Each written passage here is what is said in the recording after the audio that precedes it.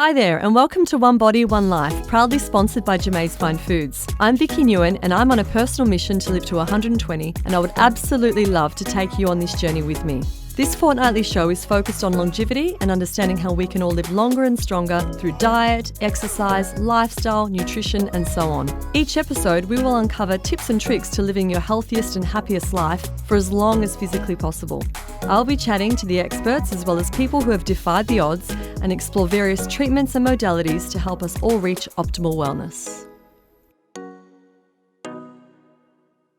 So today I get to talk all things homeopathy with the very lovely Dr. Isaac Golden. Dr. Isaac has been a homeopathic practitioner since 1984. Prior to that, he worked in financial accounting and taxation. From 1992 to 98, Isaac was president of the Victorian branch of the Australian Homeopathic Association, which is Australia's largest national organisation of professional homeopaths. And in 1999, he was awarded the association's Distinguished Service Award for his many years of service to the Australian Homeopathic Association and for his significant contributions to the homeopathic profession in Australia. Isaac has been teaching homeopathy for 24 years and is the founder and director of the Australasian College of Hahnemannian Homeopathy. He also has his own practice, the Aurum Healing Centre in Melbourne, and I'm really excited to talk to Isaac today. So I actually first came across Dr. Isaac Golden in 2002. When I first had my son Jamae, when he was born, the first thing I did was buy myself a homeopathic first aid kit because I'd done a lot of reading about homeopathics and the fact that they were pretty much tasteless. So a great remedy to give to children considering they didn't taste like anything. So, and in that little kit came a booklet which was titled The Treatment of Simple Everyday Conditions, and it was written by Dr. Isaac Golden.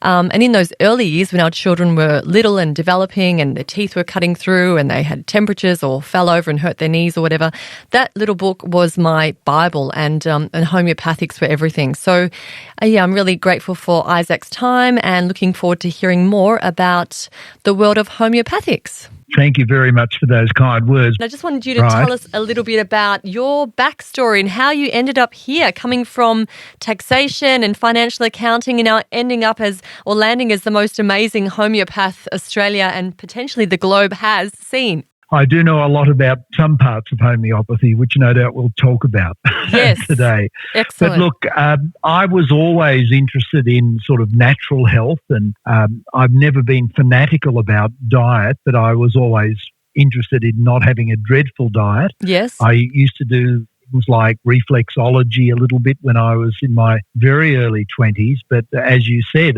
my professional career initially was in company finance and financial accounting. But a time came when I decided to change. And so I started first practicing very simply in the Armidale in New South Wales, of all places, in 1984. Right. And then moved to Victoria in 1985 and kept going from there. So I first started with things like flower essences, tissue salts, and of course vitamins, minerals. But as soon as I came across homeopathy, I fell in love with it. Yes.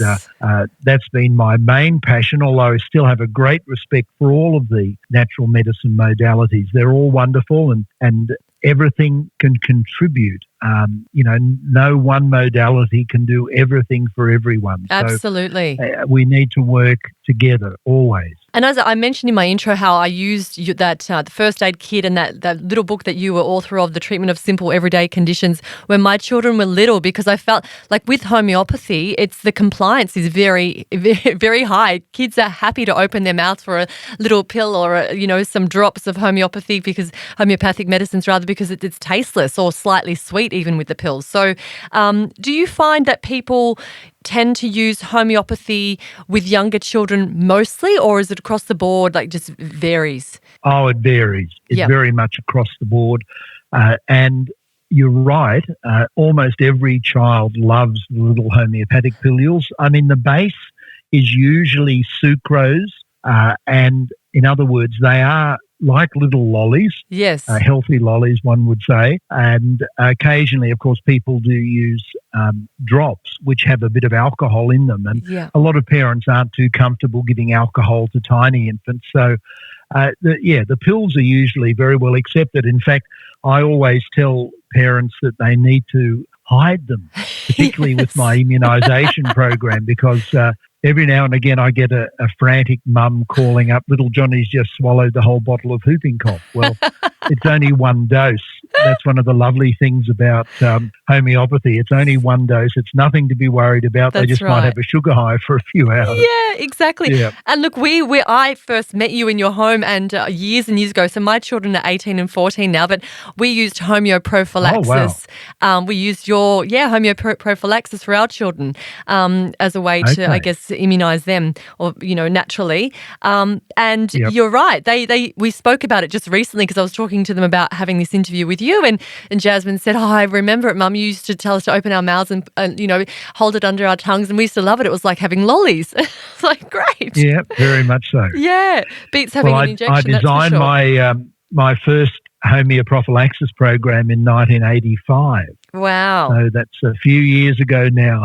Amazing. So please explain to the audience, what are homeopathics? Yeah, so homeopathy in general is one of the modalities of what we might call natural medicine. And really the thing that differentiates natural medicine from, say, pharmaceutical medicine is that natural medicine is designed to stimulate or encourage or assist the body's own self-healing mechanism to behave in a particular way, but basically to restore balance, or homeostasis as they call it. Whereas pharmaceutical medicine is very much aimed at controlling the physical functions of the body, or in some cases the psychological or emotional functions. But it's more a matter of control and forcing something onto the system rather than trying to stimulate the body's own corrective position. Right. So we often find, for example,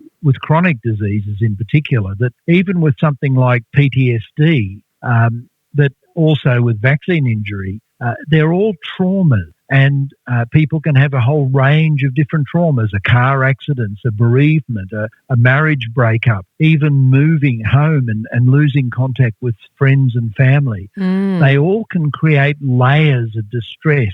And so what the homeopathics in chronic disease are particularly trying to do are to remove those blocks caused by those layers of distress, and that allows the body's own self-healing mechanism to do the job. And that's the best way to have it done, because it's permanent. Absolutely. If the body can heal itself, that's what we want. Absolutely. And it so can, right? You just need to give it the right environment. But I know, that's right. Yeah. And the ones I think back now to all the times we opened up that kit and, arnica was used, and even up until now, like I've got a son who likes biking, so he still gets injured and we still give him arnica. It's the best thing ever. Yep. Absolutely. Yeah. But talk to us about the law of similars. So the law of similars, or the principle of similars as some prefer to call it, this was observed by many old healers, even before Dr. Hahnemann, who was the founder of homeopathy 240 years ago, roughly, but back as far as Paracelsus, and even the old Egyptians. There's some evidence that they and the Greeks had some inkling of the principle or law of similars. Yes. And that, when it comes to treatment, basically says that something which can cause symptoms in a healthy person can remove similar symptoms in an unhealthy person. So to give you a simple example, if you swallowed something that was poisonous, you might get ipecac syrup from the chemist. You take that and it causes you to vomit, in other words, to expel the contents of the stomach and get rid of the toxic material. Yes. But ipecac in homeopathic potency is one of the major remedies for nausea and vomiting. Right. But when you look up the homeopathic books, there's about 600 remedies for nausea and vomiting. Yes. The thing that distinguishes ipecac is that the people who need ipecac have a clean, moist tongue. And usually when the gastrointestinal tract is upset, the tongue is coated. Right. So that's quite unusual. So often you'll find homeopaths with first aid prescribing in particular, but even with chronic prescribing, looking for those unusual sort of unexpected symptoms. They're the ones that are really, really important when it comes to deciding what remedy is beneficial. Principle of similars is matching as closely as we can. Right. So I kind of liken it to like snake bites with anti-venom. Is that a fair analogy? So if you get bitten by a snake, what they inject you with is an antivenom, which is actually made from the venom that snake bit you with in the first place. Yeah, it's a little bit different, actually. No, Okay. it's similar to likening homeoprophylaxis or homeopathic immunisation to vaccination. Right. That they sound kind of a bit alike, but they're Yes. actually very, very different. Yeah, Okay. so it's not the best analogy. Sorry. That's okay. No, I want you to help me out here. So, because when I explain it to people, I kind of explain it as energy medicine. It's derived from the disease or the symptom or whatever it is, and it's created from that. And so, when you're treating like for like, that's how homeopathics. No, well, that's not correct. It's not derived from the disease. Okay, explain. This is the whole thing, particularly with treatment. Yep. So very, very rarely do we use remedies that are derived from the disease. Okay. So, for example, with whooping cough, a remedy derived from the disease is called the nosode, Right. or that remedy pertussin. Yes. Now, that's the remedy we use to prevent whooping cough. Now, occasionally, and this is a very important point with COVID, occasionally nosodes can also be useful if a person's had a particular infectious disease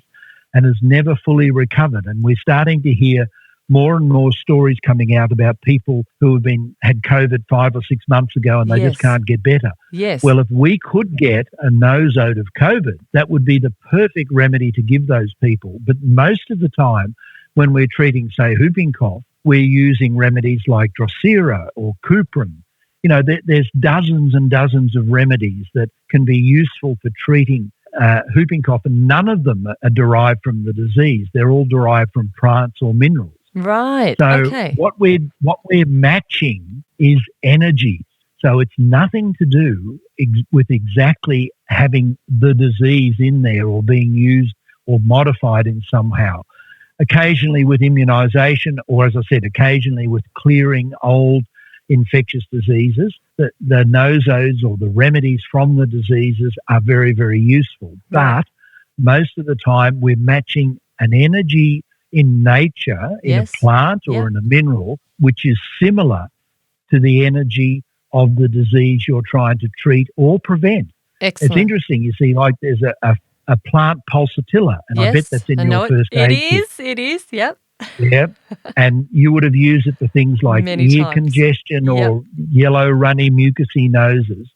But pulsatilla is one of the best remedies to both treat and prevent measles and rubella. Yep. And of course, being a plant, it's got no direct relationship with either of those two diseases. So it's the principle of similars on an energetic level. Energetic. And Love it. We know how to find out about that energetic level by testing these medicines on healthy people, which we call provings. Yes. And in fact, Dr. Hahnemann did some of the first ever randomized placebo-controlled trials doing provings. Not that orthodox medicine would ever acknowledge that. No, of course not. That's the similarity we're looking at. Okay. So how are they manufactured then? Well, usually it goes through a process of dilution and succussion. Yes. So in other words, the manufacturer, and that can be done by homeopaths for some disease, some remedies, but other remedies must be done in controlled laboratory conditions. Right. They would start with 1 drop of the original substance, maybe Yes. a drop of pulsatilla juice, Yes. and add to that 99 drops of alcohol or alcohol and water, Yes. and succuss, which is banging it Yes. against a firm surface. Yes. Then they take 1 drop of that, 99 succuss, 199 succuss. Wow. When you get to 12C, or 12 times doing that, you reach something called Avogadro's number in physics, which means that there are no molecules, in theory, of that original substance left. Wow. And this, of course, is why orthodox people say homeopathy can't work, Yes. because they only acknowledge things with molecules. Yes. But, of course, with nanotechnology, we're now getting submolecular. And this may be one area where homeopathy will eventually come into the mainstream in terms of evidence or proof of the mechanism of action. See, we've got a lot of proof that it does work. Yes. What we don't have proof of is how it works. Yeah, right. There are people around the world, physicists mainly, who are working with water molecules and working with nanoparticles. Yes. And somewhere in those two bodies of science, we're going to get an answer, I'm sure. Amazing. Whether I'll still be alive or not, I don't know. But wow. we know that it does work because there's so much evidence that's been collected. Absolutely. And I know firsthand, we've had many experiences, even with just rescue remedy for, a time when the children were nervous doing a music exam or something like that. It's incredible and it's effective pretty quickly as well. Like we noticed, Go on. Of course, rescue remedy is not a homeopathic. Okay. But it is an energetic medicine in the sense it's a flower essence. Yes. So for exams, I use things like argentum nitricum if the person's mind is racing, or gelsemium if their mind goes blank. And those two remedies will cover almost all cases of pre-exam nerves for parents who are getting ready for the VCE exams. I guess we're still going to have them this year. Yes, exactly. Yeah, I've got a son in Year 12. So, yes, exactly. Oh, really? Wow. Okay. Yeah, amazing. But if you haven't got them, then the rescue remedy is great. Okay. Absolutely. Amazing. And so that's the thing, like you notice the effectiveness straight away, especially with teething as well. When the children were babies, like, they'd be pulling at their ears and they'd be all red and, sore and you'd give them the drops and it's like pretty much instantaneous response. If it's the right remedy, it'll work very, very quickly. If it's the wrong remedy, of course, it won't work. Yes, like with anything. But yeah, amazing. So, okay, so basically it's the energetics of the remedy, basically. Of the substance. The substance, yeah. Amazing. What we're doing is matching the energy profile of the substance with the energetic needs as distributed or shown by symptoms of the patient.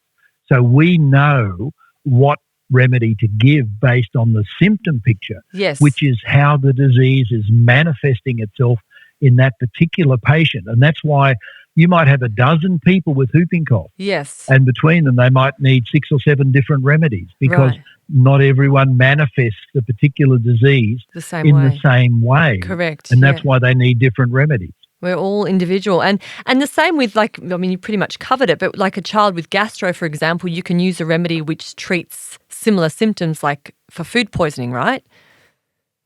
Yeah. So in other words, a remedy like Nux vomica is good for a person who's constipated and has to strain, whereas a remedy like podophyllum would be good for a person who's got diarrhea with a yellowy coloured stool. But if it was a different coloured stool, podophyllum would not be the right remedy. So it's really a matter of getting as close to all of the symptoms, the symptom picture. Yes. In an acute disease, like constipation or diarrhea, if it is acute, then it's much easier because you might only have 4 or 5 symptoms. In a chronic case, it can be very complex because a person might have dozens and dozens of symptoms. Yes. And you've got to try and match them because those symptoms in a chronic case will be on the mental, emotional, and the physical level. Often the need for arnica, for example, that you mentioned, that's because someone's dropped a brick on their foot and they've got a sore foot. Yes. That's easy. Some acute conditions are a little bit more difficult, like, for example, the remedy aconite. Yes. In some sort of acute traumas, people go into shock and they have this fear of death. And aconite is a specific for that. Really amazing. And when I first started practicing in Geelong, this is well over 30 years ago now, one of the first cases that really stood out to me was a case where the young lady who was doing massage, her boyfriend was a tow truck driver. Right. And a big tough guy. And one day she brought him into the clinic and his head was down and he was mumbling. He'd just attended a horrific accident where people had been killed and, it was really, really horrifying. And all he could do, he sat in the chair with his head down and he was just whispering to me, I feel I want to die. Wow. I feel I want to die. I gave him aconite and literally within 5 minutes he was back up, looking up. He was, standing up, and after an hour he was fine. Wow. So that's what we mean by matching. Yes. On the level that's needed. An acute trauma is not always physical. At times It can be emotional, intellectual. Absolutely. So talk to us about homeoprophylaxis, because essentially that's like a preventative, isn't it? Like you're using... Well, that's effectively homeopathic immunisation. Yes. So homeo means similar, prophylaxis means prevention. So in other words, it's prevention using the principle of similars. Now, Hahnemann first used homeoprophylaxis in 1798. And by the way, vaccines were first used in 1796. Right. So they've both been around for over 220 years, almost the same length of time.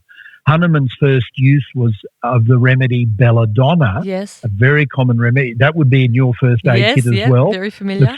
The sudden onset fevers, where the person doesn't sweat and where their eyes are kind of glazed and they've got a really, really burning hot head, but it's dry and their eyes are glassy.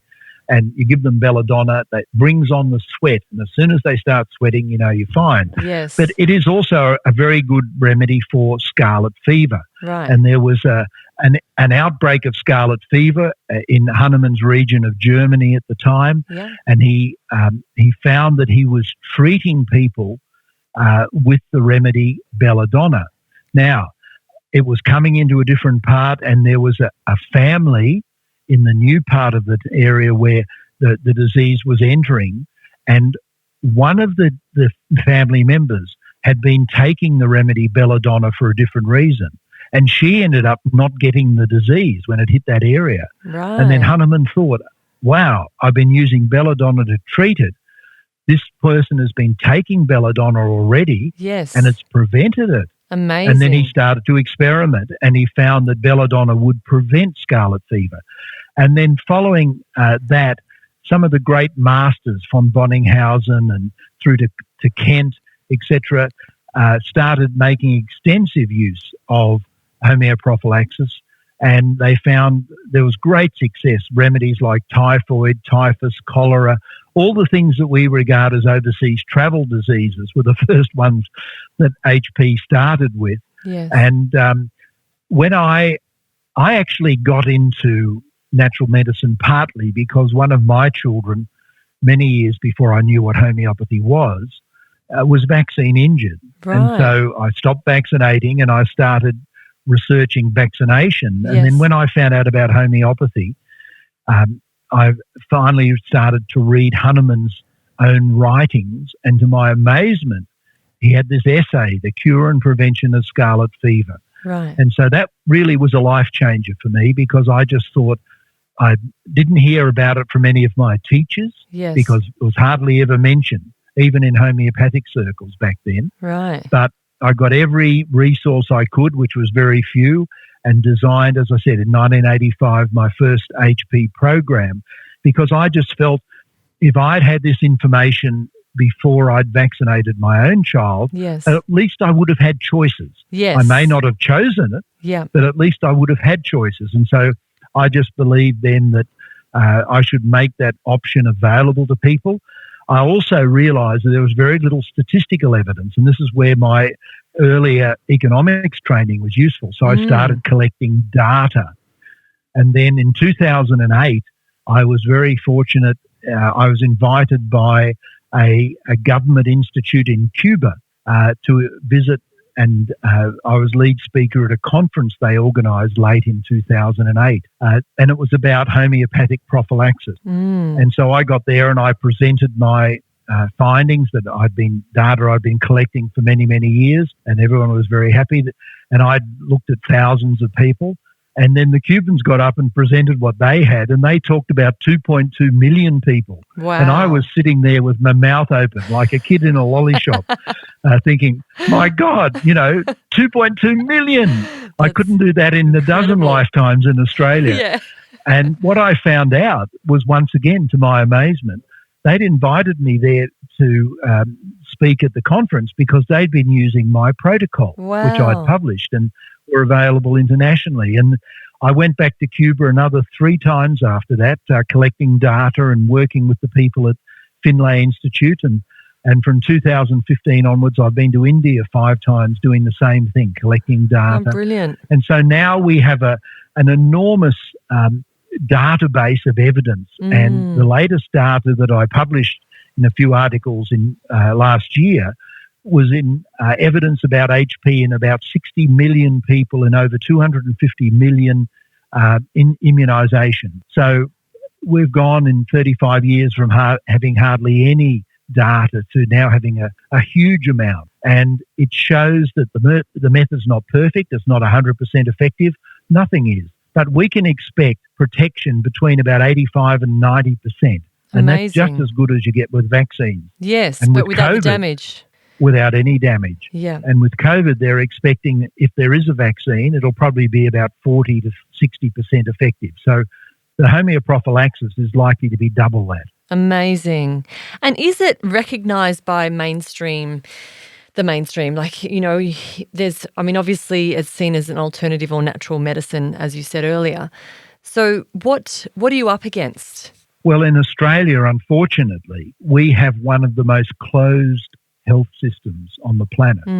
Now, we have a wonderful acute emergency healthcare system, and the doctors and nurses who work in the ICUs and emergency medicine departments, my hat goes off to them. They're just amazing. But when it comes to chronic disease, Australia has an epidemic of chronic disease, which leaves COVID miles behind. Right. You know, the data shows that at least 2/3 of all Australians, and it's probably closer to 3/4, have at least one chronic disease, and 40% of young children under 15 years of age have at least one chronic disease. It's terrible. Now, you know, if we had a single disease like the flu or COVID or anything else with those figures, there'd be panic. You know, the lockdowns they're going through now would be nothing. Yes. But we have that when it comes to chronic disease. So the reason why Australia and so many other countries are like this is because,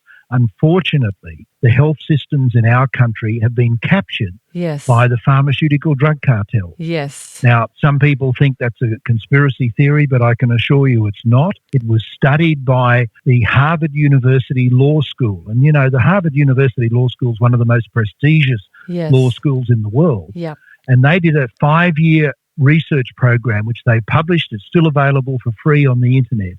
And if people just want to Google it, they can just Google Harvard University pharmaceutical corruption. Okay. And they will find it all there. It was done in what they call an ethics lab, the Edwin Safra Ethics Lab in the Harvard University Law School.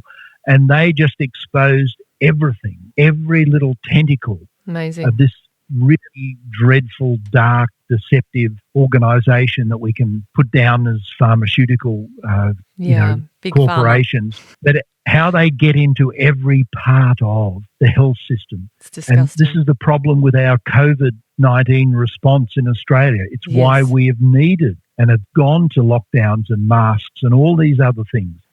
In fact, the Health Australia Party has put out a position paper, which is freely available on our website, talking about the pathway out of COVID, where we can live alongside COVID and any other infectious disease without needing all these harsh things. Absolutely. By using the best of integrative medicine. Yes. And, you know, I did a town hall with a group of American doctors, a couple of American doctors a few weeks ago. And they're both integrative medicine doctors. And one of them in particular, Dr. Brownstein, who's very well known in this country, he's published quite a lot of books. He was talking about how his very big clinic was treating hundreds of people with COVID. Right. And most of them were in a high-risk category. And they prevented the need for them to go to hospital. They didn't need to go to ICUs because they were using methods that we could use now. The simplest example, actually, Vicki, is vitamin D. Yes. In other words, vitamin D is one of the most effective ways of either preventing COVID or certainly, if you get it, minimising the long-term risk. Absolutely. And if people, all our elderly citizens in the retirement homes and villages, if they were all taking a lot of vitamin D appropriately, because it needs balance with other vitamins like vitamin K, the incidence of deaths and severe ICU admissions would be significantly less. Yeah. But can we allow to talk about it? No. Exactly. I had a colleague who was a an integrative medicine doctor. Recently, he's had his registration suspended by AHPRA because he dared to talk about these sort of... It's disgusting. Dreadful. It is really, really dreadful. Oh, my goodness. And so what about Friends of Science? Do they support homeopathy?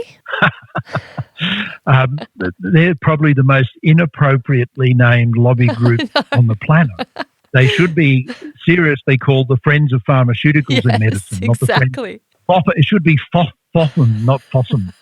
They were formed in 2013, and their first task, which they nominated for themselves, was to remove any research in our universities on natural medicines and to prevent our universities from teaching natural medicine. And they've been fairly successful. So these people, it's the antithesis of science. Yeah. They claim that they only want evidence-based medicine. And the whole hypocrisy of it is that there is a huge amount of evidence for all of the modalities in natural medicine. Yes. And when you actually look at the evidence base of pharmaceutical medicine, it's a lot less rigorous than they like to make out. Yeah. So it's the most hypocritical organisation available. But the problem is they have access to politicians. Of course. They have access to our research institutes. And so the NHMRC has been polluted by these people. Yeah. And they brought out a whole range of research projects talking about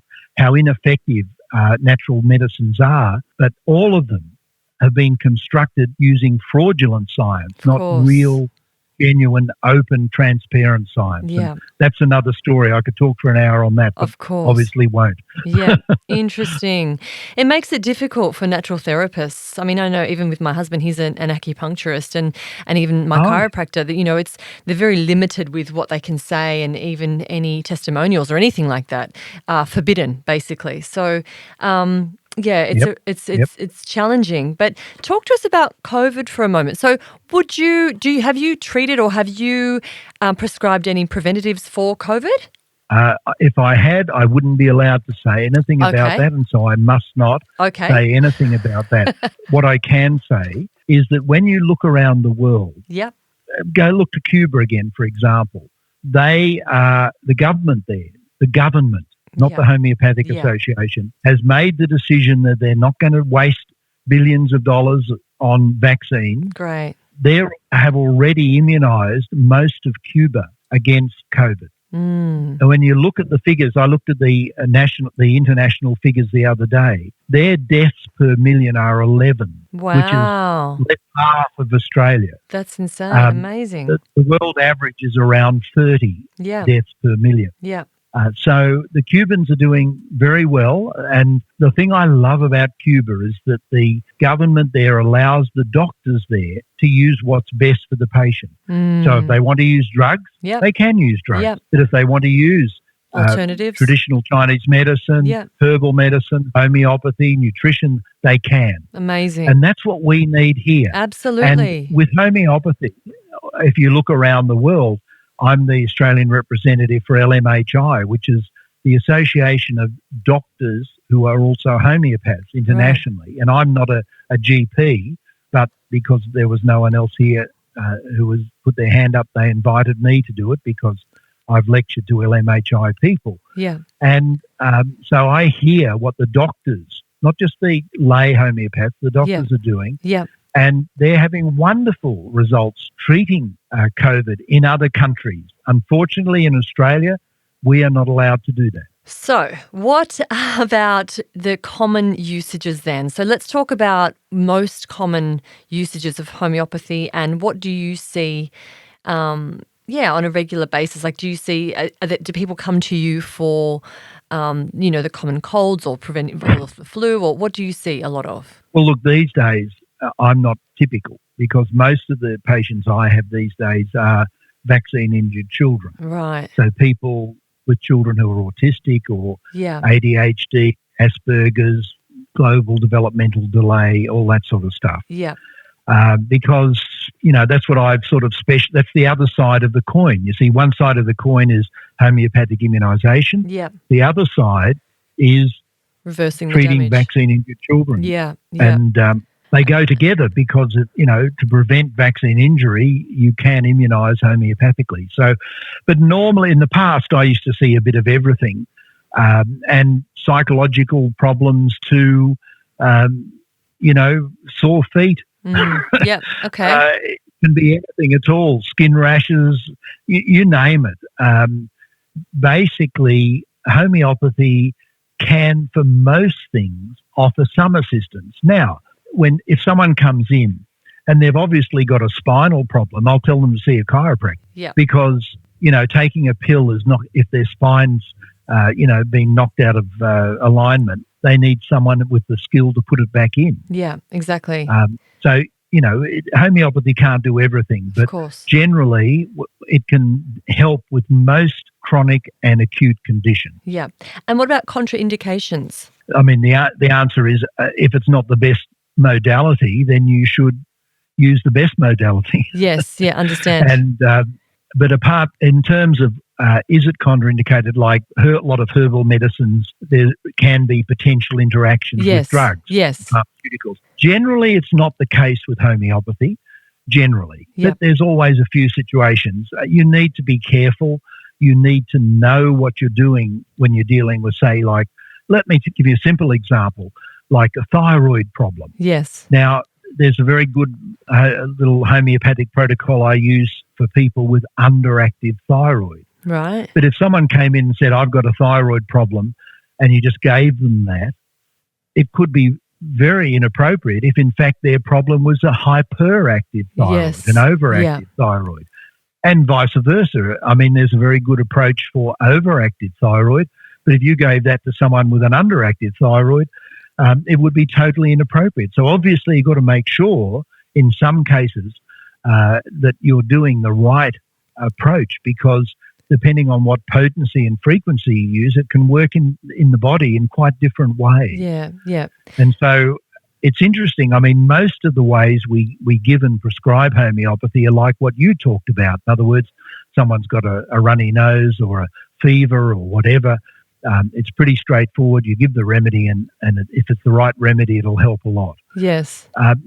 In other cases, it is more difficult, and you've got to take, well, you always should take everything that's relevant into account, but sometimes, you need to be careful with the pace at which you go, for example. So if you're detoxing someone, that can be very appropriate to do. But if you go too quickly, it can cause enormous distress.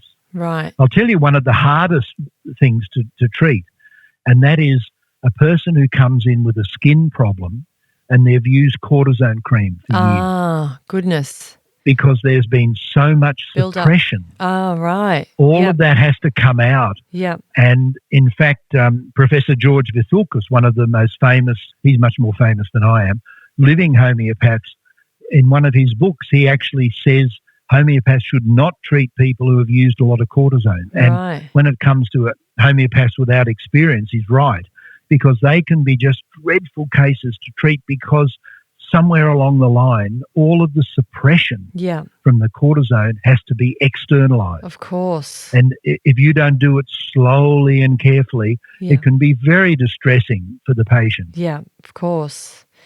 So in that type of case, it would get worse before it got better, obviously. Yeah, it would. And the aim is to try and minimise the extent to which it gets worse. Yep, understand. In other words, to be as gentle as we can be. Yep, amazing. So what's your hope for homeopathy in the future? It's the same as my hope for natural medicine in the future. I mean, the reason I co-founded the Health Australia Party in 2015 was because of the unrelenting attacks on all forms of natural medicine. Yes. Homeopathy probably cops it more than most of the other forms, but all of the forms of natural medicine are under attack in this country. Yes. And I wanted us to try and get some people in parliaments who can stand up and show the other politicians things that they're not being told by the health bureaucrats, because the health bureaucrats have all been trained by the pharmaceutical drug cartel. Yes. And so they come from a position where vaccines and drugs are the only alternatives. And we hear this with COVID. Yeah. But the politicians need to hear, because let's face it, most politicians are ignorant about health. Totally. And I don't say that in a pejorative way. I mean that it's not their fault. They haven't studied it. That's right. And they rely on what they're being told by their bureaucrats. Yep. So that's the reason why I formed the Health Australia Party. And we've struggled. You know, we've had a lot of attacks from the media, from health, FSM and the AMA and the Greens and a few other places you wouldn't expect. Yeah. But that's the way I think we have to move forward. If we can't get a voice in parliaments around the country, I don't actually see a very bright future for a lot of natural medicines. It's very, very difficult. And we need politicians of intelligence and courage to take on the drug cartels, and we don't have a lot of politicians of intelligence and courage, to be honest. It's interesting. You know, to be in a world where we can combine the two, like you're saying in Cuba, and give the patient the real choice of using either or all options available to them. You know, absolutely. And I mean, at times drugs are what's needed. Yeah. I sometimes have patients who have been prescribed an antibiotic and they don't want to take it because that's against their philosophy, and I tell them, take it. Yep. You know, the situation you're in right now, you might be living in the bush, you may not have a natural therapist close by, or you may not have access to the remedies you need. Yeah. If the antibiotic's going to save your life or save you a lot of suffering, take it. Yep. You know, a very, very rare occasions, a vaccine might be the most appropriate thing. But I can't imagine many, to be honest. But anyway, particularly since we've got such a good option. But, you know, we've got to be open to all options, and we should be allowed to access all options. Absolutely. Absolutely. So tell us about, are you seeing more vaccine damage as the schedule has increased over the years? Absolutely. Yeah. Yep. The numbers are unambiguous. Wow. And so what are the most common things that you see amongst children who have been damaged by vaccines? Well, the most common things I see, as I said before, are children on the spectrum, ADHD, Asperger's, those sorts of things. But when I first started, let's say 30 years ago, the most common things I'd see would be asthma and eczema. Right, yep. And epilepsy. Because one of the vaccines in particular is quite an affinity to epilepsy. Right. But as the vaccine schedule has expanded, more and more things involving the brain have been involved. So when I first started, ADHD was kind of around a bit. Yep. But autism, I didn't see anyone with autism. Yeah, right. But these days it's the opposite. I mean, there's so many cases of autism. In fact, I was listening to just heard a snippet of a program about the disability insurance scheme, the national scheme, and they were talking about how autism is going to overwhelm the national disability insurance scheme in a decade. And that's not surprising because the rates are blowing out of control. It's crazy. Now, it is treatable in many cases, but in some cases it isn't. And that's the tragedy of it all. But the other tragedy is that, people are not being allowed to make informed decisions that's right. about what they do with their children in both treatment and prevention. Yeah. And that's leading to so many problems. Absolutely. But look, basically vaccine damage can occur on any level, and physical, mental or emotional. Of course. And so your approach would be to detoxify the body? No. I'm a little bit different to, say, a naturopathic approach, which would be to use things to try and do a general detox. Yeah. Maybe things like zeolite or stuff like that. Yeah. With my approach, I very, very specifically target the vaccine which appears to have caused the problem. Right. And there are specific remedies to do that.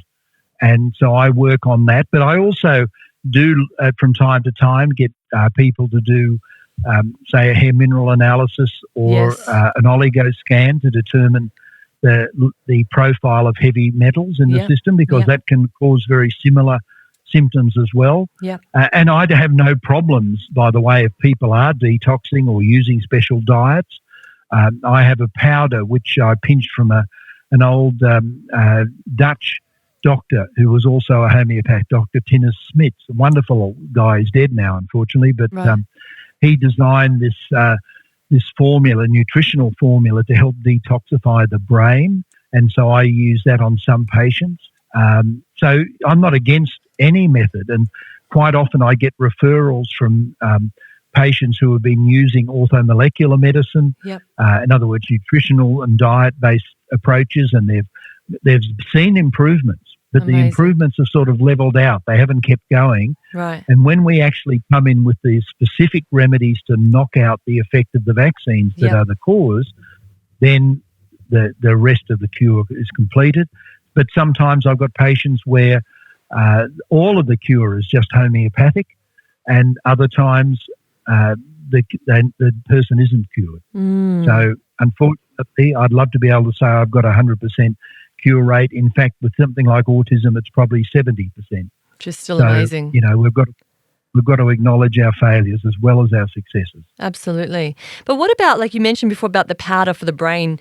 Can a person without any damage take that just as a means of, like, I guess, prevention or to help with their brain health or their longevity? Well, I don't know about prevention. This show's all about longevity, Isaac, so whatever you've got for us. Oh, that's right. Yes, I forgot. Sorry, I forgot, Vicki. I apologise. Look, put it this way. It would not hurt anyone if a person had a minimal level of intoxication of anything that may have affected the brain. And let's face it, fluoride, exactly, in our water supply can affect the brain. Yep. The brain can be affected by many things. Yes. That if there was if a person really felt they wanted to do a bit of brain detox, this wouldn't hurt. Right. I think you've got a whole new program ready for us, Isaac. For those that want to live to 120. Yeah. But I am not making a therapeutic claim, Vicki. Otherwise, the next interview will be from jail. I'm joking. I'm just kidding. The way the TGA is. But tell us, is there something that we can take on the daily, like, as a preventative or to help with, because I guess the whole thing for me is about living longer and stronger, happier, healthier, but in a state of wellness until 120 and completely I have the cognizant. perfect remedy. Do you? Okay. What is it? Yep. It costs nothing. Tell me. And you need to do it daily. Yes. It's called peace of mind. Yes. That is the thing that will make you live longer and happier than any amount of shoving in vitamin pills and minerals and homeopathics and herbs, all of which are wonderful. Yep. But peace of mind will give you better health than anything else. Yeah. Now, is there a magic pill for that? No. But there are pills that will help if your lifestyle, if your life experience have caused you to be out of balance on the mental, emotional level. Yeah. There are things that can help bring you back to balance.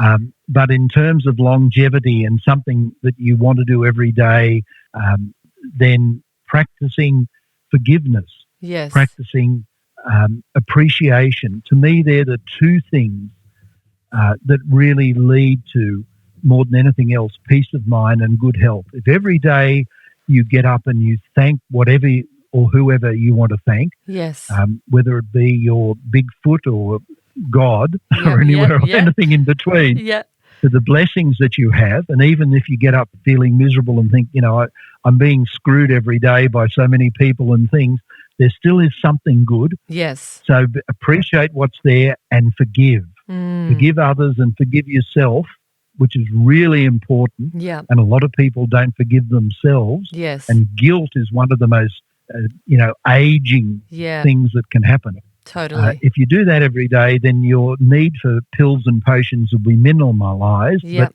there's some wonderful pills and potions out there if you want to add a bit on, or you find that forgiveness and appreciation are difficult. Yeah, right. Exactly. So do they go into your top 3 tips to living a longer, stronger, happier, healthier life? Or have you got... Absolutely. Yeah, have you got one more for us? Mm. What about for you? One thing... Go on. Well, the one thing I always take these days is vitamin D. Yeah. And I always try and take some sort of an omega, like a krill oil or something like that. Yeah. So in terms of things to pop in the mouth, they're the two things that I personally try and take every day. Mm. Now, another thing I do take every day, but not because I want to, because I need to, is something for my right knee, which was meant to be operated on a few years ago, but I managed to save it and not need the op. But wow, I damaged it from rugby 100 years ago. Yeah. And so I used to take a glucosamine-chondrosamine combination, and that kept it going. And then about a year and a half ago, I stopped for some reason. And about 6 months later, I got to the point where I actually saw a knee surgeon in Melbourne. Yes. And he said, he was a very good guy. He didn't want to operate straight away. He said, no, look, try and give it a little bit longer and we'll see how we go. And I thought, I really got to take this seriously. So I went back on that. And I also used a special cream my wife has, a Sear cream, and on the knee, which I never thought would help, but it made a very big difference quickly. Great. And now I'm playing golf twice a week. I'm climbing up and down my steep little hills here, Lovely. collecting wood and whippersnipping. And so that I take every day because if I stop, I know what's going to happen.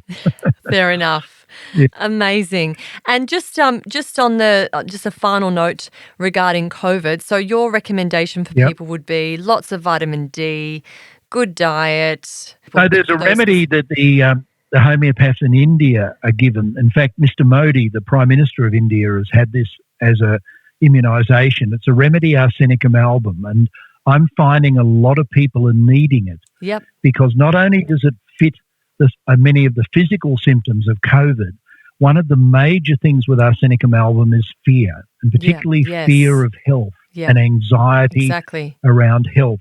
And a lot of it. Many people are needing it. Now, that doesn't mean everyone listening to your program will need it, but if you have a lot of anxiety come up because of all this COVID, it could be a very good remedy. Yeah. But really, you should see your homeopath to. But that's probably a very useful remedy. Look, we have options. Unfortunately, we can't talk about them. But when you look around the world, you can see what homeopaths are doing in other countries. Amazing. Let me put it that way. Amazing. And turn off the television. That always helps people who are fearing. Well, I'll be watching. I'm afraid I've got 3 big nights coming up. Yes. Because I'm a mad sports fan, so I've got Melbourne Storm tonight. Ooh. I've got Geelong on Saturday night, and I've got the rugby versus New Zealand, which is my old sport. Amazing. On Sunday. So my wife has left and she's gone to Melbourne. Good on her. Wise woman. And she's a very wise woman. But fortunately, we have 2 TVs, so that keeps the household sane. Amazing. Thank you so much for your time today. You're amazing. I know we could speak for a lot longer and go deeper into all these topics, but overall, tell us where people can find you. Okay. So I'm not seeing people face-to-face these days, but people can see my webpage. It's homstudy.net, HOMSTUDY.net. Excellent. 3 W's, of course. So don't put the extra in. It's not home study, and you can connect with me through the website. My email's there, and people can see the books that I've written. They can see all the information I put there about the homoeoprophylaxis and treating vaccine injury and things like that. Amazing. And you've also got your online college as well, right? It's all there. Excellent. Yep. I've got some online courses on both of those topics and also first aid, things like that as well. Amazing. Thank you so much, Isaac. Enjoy your weekend of sport. And remember, forgiveness and gratitude. Yes, always. Every day. Thank you so much. That's what gets us there. Okay. Thank you so much, Vicki. Thank you. Take all good the care. Very best. You too. Bye-bye. Thank you. Bye-bye. Thanks so much for joining me today. I really hope you enjoyed this episode as much as I did. Don't forget to subscribe to this podcast and follow me on our YouTube channel, One Body, One Life, to see more inspirational videos to help you reach optimal wellness and longevity. But until next time, don't forget, you've got to nourish to flourish.